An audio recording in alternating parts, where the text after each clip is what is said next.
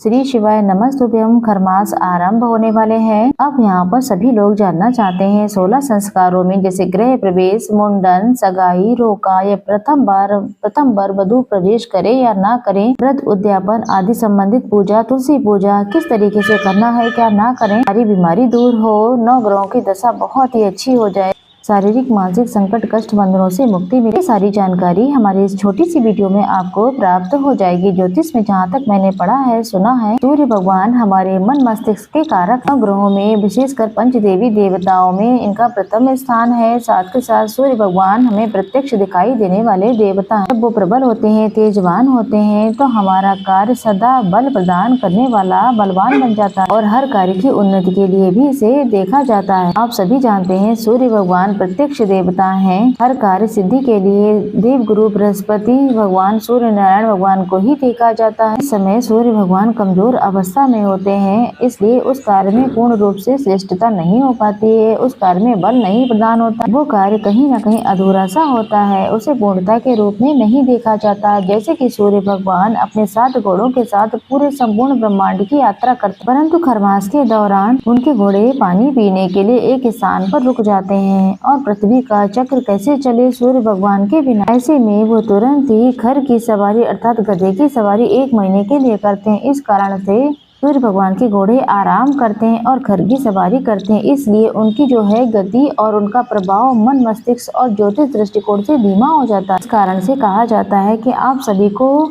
1 महीने में इन किसी तरीके के नए कार्यों की शुरुआत ना ही करें, परंतु नवरात्रि आ जाते हैं तो क्या करें, ये भी बहुत बड़ी बात होती है। ज्योतिष में लिखा है कि जब सूर्य गुरु की राशि यानी धनु या मीन में प्रवेश करते हैं तो खरमास लगता है। मान्यता के अनुसार खरमास के दौरान हम जानते हैं कि सभी शुभ और मांगलिक कार्य नहीं करने चाहिए। जैसे कि खरमास साल में 2 बार आता है, एक तो आपने दिसंबर जनवरी के बीच आता है, ये मार्च और अप्रैल की तरफ आ जाता है। अब खरमास कब से लग रहा है 2026 में, ये भी जानने का विषय है। तो प्रिय श्रोताजनों, खरमास इस बार पंचांग में लिखा हुआ है 15 मार्च 2026 की रात्रि 1:08 से सूर्य भगवान मीन राशि में प्रवेश करेंगे और सूर्य देव की मीन राशि में गोचर करने के साथ ही खरमास शुरू हो जाते हैं। इसके बाद सूर्य देव 14 अप्रैल को मीन राशि में निकलकर मेष राशि में गोचर करेंगे, जिसके साथ खरमास का समापन हो जाएगा। ऐसे में 15 मार्च 2026 से खरमास शुरू होंगे, 14 अप्रैल 2026 को ये समाप्त हो जाएंगे। पूरा 1 महीना एक ऐसा समय होता है जिसमें आपको कोई ऐसे कार्य कर सकते हैं जिसमें आपका भाग्य प्रबल हो, सभी तरीके की पीड़ा शंका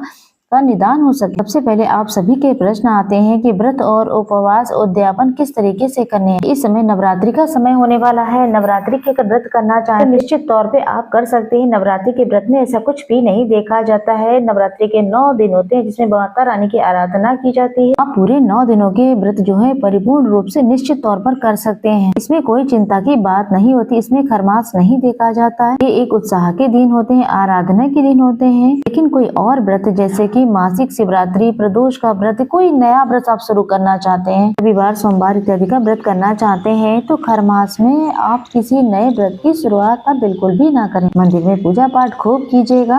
व्रत का उद्यापन की बात करें तो आप तुलसी पूजा कर सकते हैं, ज्यादा से ज्यादा मंत्रों का जाप कर सकते हैं, रामायण का पाठ, शिव महापुराण का पाठ करने का प्रयत्न करना चाहिए। नियमित रूप से तुलसी पूजा करनी चाहिए, कोई दोष नहीं लगता है। इस दौरान कोई मंत्र जाप पाठ इत्यादि किया जाए उसका लाभ मिलेगा बहुत। लेकिन किसी नए और शुभ काम की शुरुआत बिल्कुल ना करें, जैसे गृह प्रवेश, भूमि पूजन करना, मुंडन करना, यज्ञोपवीत करना, फिर घर बदलना, के साथ सगाई करना, वर वधू को देखने जाना, प्रथम बार कन्या की विदाई करना, ये सारी चीजें ठीक नहीं होती हैं। 16 संस्कार के जो काम होते हैं वो खरमास में नहीं किए जाते हैं, परंतु नवरात्रि के 9 दिन ऐसे होते हैं जिनमें निश्चित रूप से आप माता रानी की कोई भी नया और श्रेष्ठ कार्य कर सकते हैं, कोई दिक्कत की बात नहीं होती है।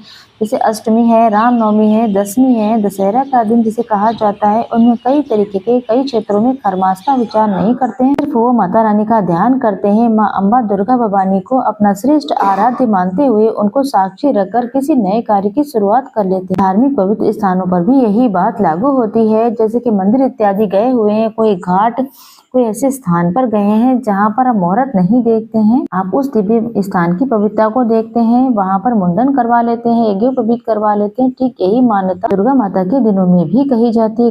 कई लोग दुर्गा माता के दिनों में गृह प्रवेश भी कर लेते हैं, कई लोग सगाई भी कर लेते हैं, भूमि पूजन इत्यादि भी कर लेते हैं। तो आप अपने क्षेत्र के अनुसार ही कार्य कीजिएगा। जहाँ तक हो सके अष्टमी को कर सकते हैं, प्रतिपदा को कर सकते हैं, गुड़ी पड़वा नव संवत से आरंभ होता तब भी आप कर सकते हैं, कोई दिक्कत की बात नहीं होती। लेकिन कई जगह पर क्षेत्र ऐसे मान्यताएं हैं कि कोई नहीं करता है तो ना करें। कई लोग होते हैं शुरुआत के जो 15 दिन होते हैं खरमास पे उनका ही विचार करते हैं, उसके बाद देखते हैं कि इतना आवश्यक होने पर हम कर लेते हैं, इतना कोई दोष नहीं लगता है। लेकिन शुरू के जो 10-15 दिन होते हैं उनको अवॉइड कीजिएगा चीजों को, उसके बाद आप कर सकते हैं। देखिए बात करेंगे हम यहाँ पर उद्यापन की। उद्यापन अगर अति आवश्यक हो तो बहुत ही आवश्यकता होने पर भी सब काम किए जा सकते हैं, लेकिन नियम इसलिए बनाए जाते हैं कि मानव जीवन को परिपूर्ण करें। अगर नियम ही हमारे जीवन में बाधक बने लगेंगे तो हमें उन नियमों की क्या ही सार्थकता है। ऐसी स्थिति में अति आवश्यक होने पर आप कर भी सकते हैं। सुहाग सामग्री, कोई नई वस्तु, अगर जन्मदिन मनाना, भवन वाहन खरीदना इतना दोषपूर्ण नहीं है, कोई दिक्कत की बात नहीं। भगवान का नाम लेकर नवरात्रि में माता भवानी का नाम लेकर किया जा सकता है। अति आवश्यक होने पर ही करें, वरना ही अवॉइड कीजिएगा। इस दौरान सूर्य भगवान के आदित्य हृदय स्त्रोत का पाठ जरूर करें। भगवान के 12 नामों का जाप जरूर करें। सूर्य भगवान से संबंधित चीजों का दान पुण्य करना, जैसे कि लाल रंग की छाता, जूते, कंबल, गेहूं, गुड़ और लाल रंग की जो भी वस्तुएं आपसे हो सके, तांबे का लोटा, माचिस, लाल रंग की जो आसन है उनका दान किसी हनुमान मंदिर में करें। तो कोशिश करें ज्यादा से ज्यादा इन चीजों का दान पुण्य करें, इसका लाभ आपको अनंत गुना मिलेगा। साथ के साथ रोज भगवान सूर्य को लाल फूल डाल करके, लाल चंदन डाल करके जल जरूर चढ़ाएं। शिवलिंग पर नियम के तहत सूर्य भगवान का ध्यान करते हुए नवग्रह महादेव के आसपास ही विराजमान। आप शिवलिंग पर इस पूरे महीने में लाल फूल, गेहूं के दाने जरूर से समर्पित करके हैं। के साथ किसी भी शिव मंदिर में इस खरमास के दौरान माचिस से लाल रंग के आसन का दान करें तो बहुत ही शुभ होता है। तो इस तरीके से ये जानकारी थी। आशा है, उम्मीद है आपको जानकारी पसंद आई होगी। तो वीडियो को लाइक शेयर जरूर करें।